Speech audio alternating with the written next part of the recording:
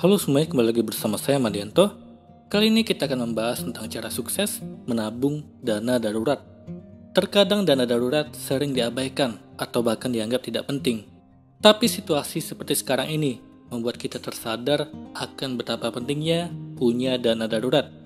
Di situasi yang serba tidak menentu, membuat kondisi perekonomian masyarakat ikut terguncang dan kita mau tidak mau harus siap menghadapinya. Oleh karena itu, dana darurat diperlukan untuk menstabilkan kembali kondisi finansial kamu. Lalu bagaimana cara terbaik menabung dana darurat? Supaya berhasil, berikut ulasannya dari Investory. Yang pertama, tentukan jumlah yang ingin ditabung. Coba kamu hitung berapa jumlah dana darurat yang kamu butuhkan setiap tahun. Paling tidak, kamu bisa memiliki dana darurat sebesar 50% total pendapatan tahunan atau sebesar pengeluaran kebutuhan bulanan selama 6 bulan. Lalu dari situ kamu bisa menentukan berapa banyak uang yang harus ditabung setiap bulan ke dana darurat selama 1 tahun, sehingga tidak memberatkan dan membuat kamu terbiasa menabung secara teratur. Agar lebih mudah, kamu bisa memanfaatkan sistem auto debit yang secara otomatis akan memotong pemasukan setiap bulan ke rekening dana darurat kamu, sehingga tidak ada alasan untuk melewatkan menabung dana darurat. Kedua, melacak pengeluaran secara berkala. Untuk bisa menghemat pengeluaran, coba cari tahu berapa banyak uang yang kamu habiskan setiap bulan untuk kebutuhan hidup sehari-hari. Catat setiap pengeluaran yang penting, seperti untuk belanja bulanan, makanan sehari-hari, listrik dan internet, cicilan dan tagihan kartu kredit, uang sekolah anak, hingga simpanan dana pensiun. Kalau kamu masih memiliki pengeluaran besar di luar dari pengeluaran pokok tersebut, berarti masih ada peluang kamu untuk berhemat. Kurangi pengeluaran yang tidak penting dan alihkan untuk dana darurat. Karena situasi sekarang ini menuntut kita harus selalu siap menghadapi kondisi yang tidak terduga. Salah satunya dengan memiliki dana darurat. Ketiga, menyisihkan lebih banyak pendapatan ekstra. Mungkin kebutuhan pokok sehari-hari membuat kamu semakin sulit untuk menyisihkan dana darurat dan menjadi semakin lama untuk bisa mencapai tujuan. Namun ada cara lain yang bisa kamu lakukan, seperti menyuntikkan lebih banyak dana ke tabungan dana darurat ketika mendapatkan pemasukan ekstra yang berasal dari bonus akhir tahun atau uang THR, atau dari hadiah ulang tahun, atau sebagainya. Pemasukan ekstra dapat dengan cepat menambah dana darurat kamu dan semakin dekat dengan tujuan akhir. Segera tentukan berapa besar persentase yang akan disimpan sebagai dana darurat sebelum kamu tergoda menghabiskan semua uang tersebut untuk hal yang tidak terlalu penting. Keempat, mencari pendapatan tambahan.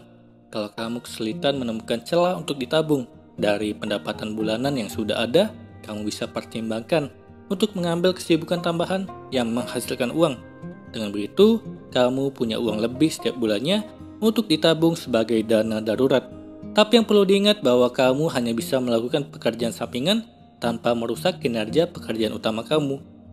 Jangan sampai membuatnya terbengkalai. Kamu harus bisa menyeimbangkan kedua pekerjaan tersebut. Kalau kamu ingin melakukannya dan mendapatkan pemasukan tambahan, carilah pekerjaan sampingan secara online yang bisa dikerjakan dengan waktu kerja fleksibel.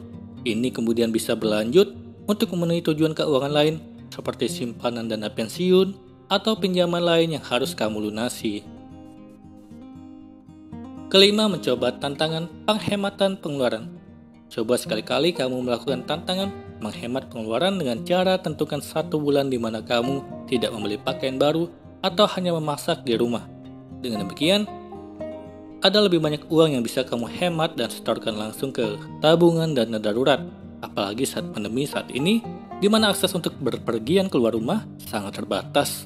Kalau kamu manfaatkan untuk lebih banyak menghemat uang, banyak rencana liburan yang tidak bisa terrealisasi, membuat kamu punya lebih banyak uang untuk disimpan, tapi jangan sampai membuat kamu stres. Kamu bisa coba menemukan kesibukan baru yang seru, seperti memasak menu baru yang menggugah selera atau mencari hiburan lain yang menarik di rumah. Lalu tempatkan dana darurat di tempat khusus. Saat memutuskan untuk menyimpan dana darurat di mana, pastikan kamu memasukkannya ke akun yang dapat diakses sewaktu-waktu tanpa menimbulkan kerugian, tetapi juga tidak mencolok untuk menggoda kamu, seperti menyimpannya pada rekening tabungan berjangka atau deposito sehingga kamu tidak tergoda untuk menggunakan tabungan tersebut. Kalau kamu tidak memisahkan dana darurat dari rekening yang biasa digunakan sehari-hari, tentu menjadi lebih sulit untuk menjaganya. Dana darurat benar-benar hanya digunakan untuk keadaan darurat. Jangan sampai upaya kamu untuk mengumpulkan uang ini jadi sia-sia hanya karena dihabiskan untuk sesuatu yang sifatnya bukan kebutuhan darurat. Ditakutkan saat dana ini benar-benar dibutuhkan, malah sudah habis duluan. Lalu yang terakhir, isi ulang bila terpakai. Kalau kamu menemukan situasi darurat dan terpaksa harus menggunakan tabungan dana darurat, jangan lupa untuk segera mengisinya kembali sesaat setelah situasi darurat kamu berlalu. Terkadang ada situasi di mana kamu kehilangan pekerjaan, tertimpa musibah bencana alam, tagihan medis yang tidak terduga di mana kamu harus memanfaatkan dana darurat kamu. Di saat seperti itulah, kamu akan merasakan betapa bergunanya dana darurat yang telah kamu siapkan dan akan sangat bersyukur pada diri kamu yang punya hobi menabung. Jadi banyak manfaat yang bisa kamu peroleh dengan memiliki dana darurat, seperti membuat kamu lebih fleksibel saat bekerja, mengurangi kekhawatiran kalau mendadak harus resign atau dirumahkan karena kamu sudah memiliki dana darurat yang bisa membiayai kebutuhan kamu selama tidak bekerja. Selain itu, dana darurat juga dapat menjauhkan kamu dari utang yang dapat menambah beban hidup. Mari segera miliki dana darurat selagi kamu masih punya kesempatan, jangan sampai menyesal kemudian. Kali ini, kita akan membahas tentang tips menyetop kebiasaan beli barang yang tak diperlukan. Tak sedikit orang yang mudah tergoda dengan barang-barang yang ditemuinya di toko atau pusat perbelanjaan dan lalu membelinya meski tak diperlukan. Misalnya membeli pakaian ketika satu toko memberlakukan diskon besar-besaran. Pada akhirnya, baju yang dibeli hanya menggantung di dalam lemari tanpa sering digunakan. Jika hal itu terjadi padamu, berarti kamu telah membeli barang yang salah. Tapi jangan khawatir, karena ada beberapa tips yang bisa kamu ikuti untuk menghentikan atau menjauhi diri dari kebiasaan membeli barang yang tak diperlukan. Yang pertama, membeli hanya barang yang dibutuhkan. Kalimat ini mungkin terdengar mudah, tapi sulit dilakukan. Apalagi jika kamu termasuk orang yang sering membeli barang-barang hanya karena tampilannya, seperti yang lucu atau menarik. Hal ini mungkin bisa sering terjadi, tapi suka dengan sesuatu bukanlah alasan yang cukup untuk membeli barang tersebut. Jika kamu menemukan shawl yang lucu, namun sulit menemukan pakaian di rumah yang pas untuk dipadukan dengan shawl itu, maka tinggalkanlah, sebab berarti kamu tak membutuhkan barang tersebut. Lakukan hal yang sama ketika tergoda dengan barang lainnya. Apakah kamu merupakan orang yang mudah tergoda untuk membeli sesuatu? Dengan semakin berjamurnya platform belanja online yang kerap menawarkan flash sale dan ongkir gratis, menjadikan aktivitas kamu dalam membeli sesuatu menjadi lebih mudah. Terlebih bila platform ini juga menawarkan metode pembayaran yang lebih mudah, semakin membuat kamu tergiur untuk membeli sesuatu tanpa berpikir panjang. Berbelanja memang memberikan kepuasan tersendiri bagi beberapa orang. Aktivitas yang satu ini kerap menjadi ajang untuk menghilangkan stres. Namun sadarkah kamu kalau kamu terkadang sering membeli sesuatu yang tidak sepenuhnya kamu perlukan? Kedua, beli barang sesuai gaya hidup. Barang-barang yang paling sering kita gunakan adalah barang yang cocok dengan gaya hidup kita. Misalnya, kamu seseorang yang gemar bergaya kasual dengan sepatu dan kaos. Bagi perempuan, apakah membeli sepatu hak tinggi sesuai dengan gaya hidupmu? Ingatlah bahwa tertarik dengan salah satu sepatu hak tinggi yang ada di etalase bukanlah alasan yang cukup bagi kamu untuk membeli barang tersebut.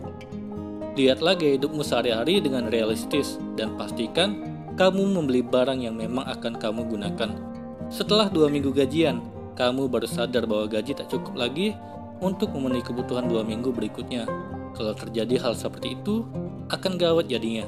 Seharusnya kamu sudah mulai mengalokasikan gaji menurut tujuannya setelah gaji diterima.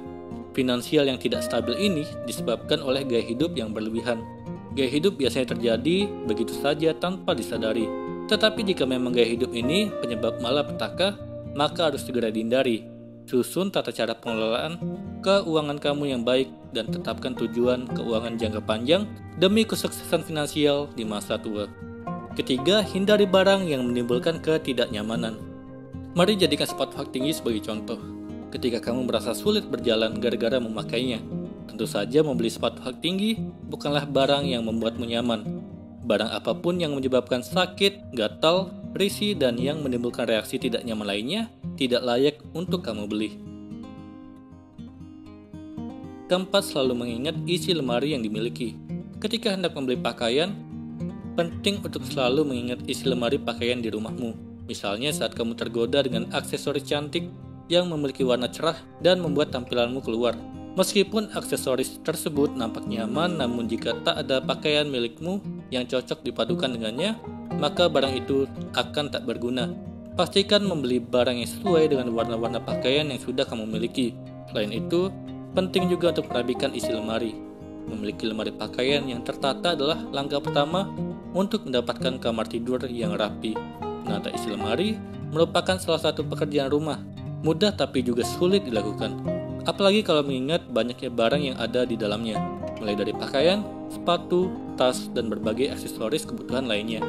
Kalau kamu mulai merasa kesulitan dalam mencari pakaian favoritmu, atau kehilangan kemeja yang baru kamu beli, mungkin karena sudah saatnya untuk merapikan dan menata isi lemari pakaianmu. Memiliki lemari pakaian yang rapi dapat membantu kamu ketika sedang buru-buru mencari pakaian. Tidak perlu lagi membongkar isi lemari, karena akan lebih mudah untuk mencari pakaianmu. Tapi itu baru satu hal yang bisa kamu dapatkan dari lemari pakaian yang tertata. Masih banyak keuntungan lainnya yang siap menyambut kamu. Kelima, jangan belanja saat bosan. Ada banyak situs belanja online yang memudahkan pembeli dengan berbagai promo dan diskon. Kamu bisa mengurangi kebiasaan lihat-lihat situs belanja online. Batasi juga dengan cara tidak mengaktifkan internet banking. Kemudian transfer uang membuat banyak orang tergoda belanja. Tapi kamu tak bisa melakukannya, sehingga kamu akan berpikir dua kali. Sama seperti tips berbelanja makanan di supermarket, janganlah pergi ketika kamu lapar.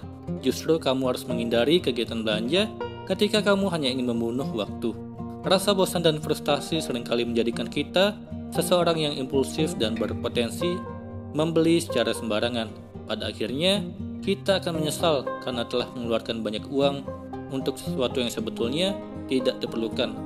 Jadi belanjalah hanya ketika kamu membereskan lemari pakaianmu dan menyadari bahwa ada barang yang kamu butuhkan untuk digunakan. Sama halnya dengan jangan belanja saat lapar, karena sebenarnya belanja hanya jadi pelampiasan saat kamu tidak mendapatkan apa yang sebenarnya kamu butuhkan. Jika bosan, carilah hiburan atau main bersama teman, bukan belanja. Jika memang harus belanja, maka sortir barang-barang di rumah, berikan kepada yang membutuhkan atau jual jika masih layak jual. Dengan begini, kamu tidak menumpuk sampah di rumah. Kali ini kita akan membahas tentang alasan kamu perlu menjadikan penghematan sebagai gaya hidup. Ada banyak sekali kebiasaan berhemat yang bisa kita lakukan. Seperti tidak lagi berlangganan TV kabel, berhenti langganan majalah, atau berhenti membership di gym yang bisa menghemat ratusan ribu setiap bulannya. Tidak hanya itu saja, kamu juga akan memiliki lebih banyak uang untuk disimpan untuk hari tua. Berikut beberapa manfaat yang akan didapatkan saat kamu menjadikan penghematan sebagai gaya hidup. Yang pertama, lebih sedikit waktu bekerja. Menghemat uang artinya kamu bisa bekerja lebih sedikit dan tidak harus bekerja lembur untuk mendapatkan tambahan penghasilan. Banyak sekali orang yang rela bekerja lembur sampai malam hanya untuk mendapatkan tambahan gaji dari perusahaan. Hal ini bisa terjadi karena banyaknya keinginan yang ingin dipenuhi atau banyaknya pengeluaran yang harus dibayarkan setiap bulan. Hal yang tidak disadari adalah terlalu banyak menghabiskan waktu untuk bekerja akan menguras kesehatan dan mental kita. Tidak hanya itu saja, kamu juga tidak lagi memiliki kehidupan lain untuk dilakukan dan hanya berfokus pada uang saja. Kedua, ada cara alternatif untuk mendapatkan sesuatu. Memiliki banyak uang memungkinkan kamu bisa melakukan sesuatu yang diinginkan dengan mudah. Meskipun demikian, tidak semua hal harus kamu dapatkan dengan mengeluarkan uang dalam jumlah yang besar. Misalnya, dalam hal makanan. Daripada kamu menghabiskan uang hanya untuk makanan di restoran, lebih baik membeli bahan makanan dan memasaknya sendiri di rumah. Cara seperti ini akan lebih murah dan rasanya tidak kalah dengan restoran. Apalagi kalau kamu memiliki keterampilan memasak yang baik. Ketiga, berhemat memungkinkan kamu bisa mempersiapkan masa depan dengan lebih baik. Penghematan yang kamu lakukan memungkinkan akan tersedia lebih banyak uang untuk disimpan dan diinvestasikan di masa depan. Misalnya saja untuk biaya pernikahan, biaya membeli mobil, dana pendidikan tinggi, dana persiapan pensiun, dana liburan, dan lain sebagainya. Beberapa hal tadi tidak akan bisa tercapai kalau kamu tidak memiliki sisa uang untuk disisihkan pada tabungan dan investasi. Mulailah dari sekarang, membiasakan diri kita menghemat uang makan siang dengan membawa makanan dari rumah, membawa kopi dari rumah, dan menghindari pembelian impulsif. Kalau kamu telah membiasakan diri untuk berhemat, maka mulailah menyisihkan uang dari penghematan tersebut untuk disimpan dalam tabungan dan investasi. Dengan berinvestasi, nilai uang akan bertambah dari masa ke masa. Keempat, berhemat memungkinkan kamu mempersiapkan dana darurat. Kamu tidak pernah tahu kejadian di masa depan yang bisa menghabiskan banyak uang. Misalnya kamu diberhentikan dari tempat bekerja, ada keluarga yang sakit dan membutuhkan biaya yang mahal, atau kamu mengalami kecelakaan dan harus masuk ke rumah sakit. Karena alasan tadi, kamu perlu berhemat untuk mengumpulkan dana darurat di dalam tabungan. Kalau kamu menghabiskan semua penghasilan setiap bulan, maka dana darurat tersebut tidak akan bisa terkumpul. 4 alasan tadi menjadikan gaya hidup hemat perlu dilakukan oleh semua orang. Dengan berhemat, kamu bisa mempersiapkan masa depan dengan lebih baik, memiliki dana darurat, dan manfaat lainnya. Meskipun kamu memiliki penghasilan yang besar saat ini, kalau semua uang yang dimiliki dihabiskan hanya untuk pengeluaran, maka kamu tidak akan pernah mengumpulkan kekayaan sepanjang hidup. Kali ini kita akan membahas tentang cara menghemat biaya hidup agar keuangan bisa selamat. Biaya hidup yang tinggi memang menjadi persoalan yang sangat susah untuk dilepaskan. Terkadang, biaya hidup yang tinggi merupakan tuntutan situasi perekonomian negara terkini, membuat kita terperangkap dengan situasi yang ada. Di sisi lain, biaya hidup yang tinggi juga kerap dipengaruhi oleh lingkungan tempat tinggal, khususnya di daerah perkotaan besar, terutama di ibu kota. Banyak juga kasus di mana biaya hidup yang tinggi dihasilkan dari gaya hidup yang menuntut banyak pengeluaran. Kalau kamu berpikir untuk menghemat biaya hidup karena kamu sadar bahwa gaya hidup kamulah yang mempengaruhi tingginya biaya hidupmu, inilah cara untuk menghemat biaya hidup yang bisa kamu terapkan mulai dari sekarang. Yang pertama, lebih baik makan di rumah. Kamu sudah tahu bahwa biaya makan di luar tidaklah murah. Memang bagi sebagian orang, makan di luar mampu memudahkan dalam banyak hal, terutama bagi kamu yang tidak punya waktu untuk memasak di rumah. Kamu hanya perlu mendatangi rumah makan atau restoran yang kamu suka dan memesan makanan di sana, menghemat waktu dan tenaga. Tetapi karena misimu di sini adalah untuk menghemat biaya hidup, sudah sewajarnya kamu mengatur strategi untuk lebih sering makan di rumah. Dalam artian seperti ini, luangkan waktumu untuk memasak di pagi hari. Dengan cara ini kamu bisa menghemat biaya sarapan karena sudah pasti kamu makan di pagi harinya. Kemudian bawa bekal dari rumah sebagai santapan siang kamu di kantor kalau kamu bekerja ataupun kuliah. Kamu juga bisa menyiapkan bekal untuk makan malam kalau memang harus lembur, atau kamu merasa akan sampai di rumah lebih malam karena macet misalnya. Biaya bahan baku makanan jauh lebih murah ketimbang total biaya makan di luar. Jadi perbanyak kesempatan untuk memasak sendiri dan makan di rumah menjadi salah satu cara untuk menghemat biaya hidup. Kedua, kurangi aktivitas nongkrong atau kegiatan hiburan lainnya. Banyak sekali orang yang senang dengan aktivitas di luar rumah seperti nongkrong ataupun kegiatan yang berkaitan dengan hiburan lainnya. Kalau kamu termasuk salah seorang di antaranya, ini saatnya kamu mengurangi kegiatan tersebut. Pengeluaran yang besar dimulai dari yang kecil. Misalnya ketika nongkrong di sebuah kafe, meskipun kamu hanya memesan kopi, dan jika rutin kamu lakukan, berapa pengeluaran kamu selama sebulan hanya untuk memesan kopi? Itu hanya dari kopi.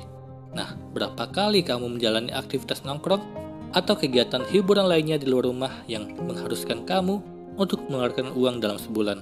Kalau kamu hitung biaya pengeluarannya hanya untuk hal-hal tersebut, kamu pasti akan terkejut besarnya pengeluaran yang sudah kamu keluarkan. Jadi kurangilah aktivitas nongkrong dan hiburan di luar rumah lainnya untuk menghemat biaya hidupmu. Ketiga, cari alternatif transportasi yang lebih hemat. Kalau kamu terbiasa menggunakan kendaraan pribadi dan memakan biaya yang lebih mahal ketimbang ketika kamu menggunakan transportasi umum, maka kamu perlu mempertimbangkan untuk mulai menggunakan transportasi umum. Selain itu, tidak semua transportasi umum memiliki tarif yang sama.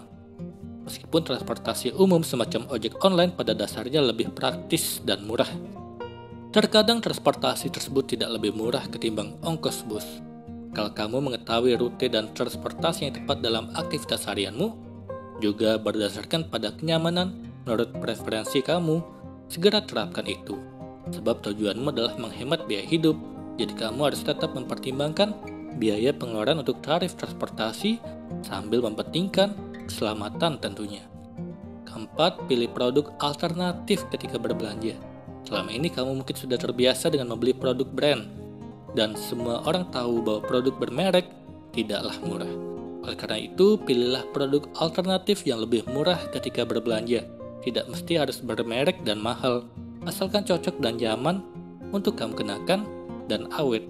Banyak sekali produk di luar sana yang sangat berkualitas dengan harga yang jauh lebih murah meskipun mereknya tidak sepopuler merek favoritmu. Karena kamu ingin menghemat biaya hidup, maka kamu harus mempertimbangkan kebiasaan untuk membeli produk alternatif yang berkualitas dan lebih murah ketika berbelanja.